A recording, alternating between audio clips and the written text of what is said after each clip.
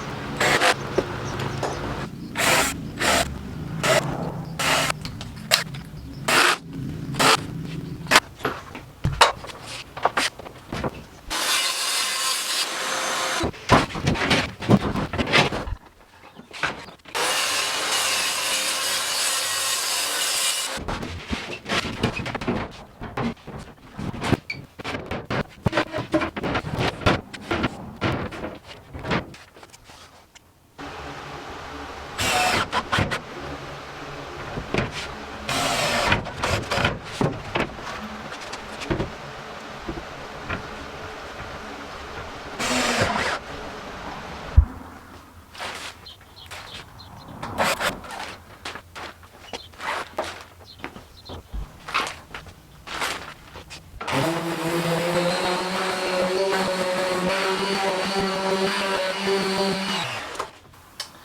have these cheap wardrobe organisers that I think are going to be a great little place to store some of my frequently used power tools, and I'm going to put a top on it that I rescued from an old wardrobe, and my tool chest is going to live up there.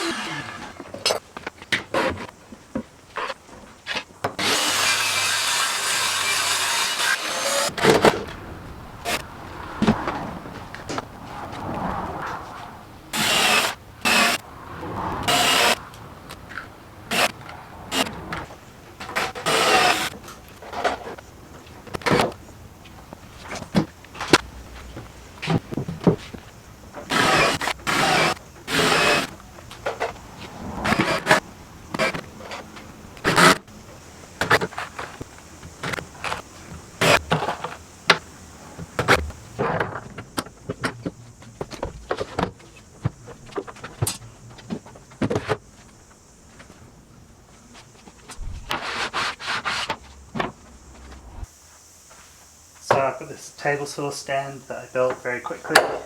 It's on casters so I can move it around. And it's got some storage underneath for accessories and slugs, etc. On this side of the workshop I've got the drill press, drill bits and accessories, my old tool cabinet that I built a long time ago, and then storage, and a little shelf with pencils and bits and bobs. So next to my clamp storage I've got this little cupboard here, which is a couple of cheap 3-cube cupboards screwed together, and I've got boxes with my skill saw and random orbital sander and router bits, as well as some other little toolboxes. In the middle of the workshop I've got my workbench with all my tools and accessories close at hand behind me, and I'm storing underneath the thicknesser that I recently bought for now, and I can actually manage to use this for some smaller pieces as it is, but if I need to do bigger work I can pull it out and put it on top. On the other side of the workshop I've got some wood storage. I've got way too much scrap wood, so I'm going to try and work my way through some of that this year. Then I've got my bandsaw set up next to the dust collector. So inside the lathe area there's obviously the lathe, and then to the left I've got my spindle sander and disc and belt sander set up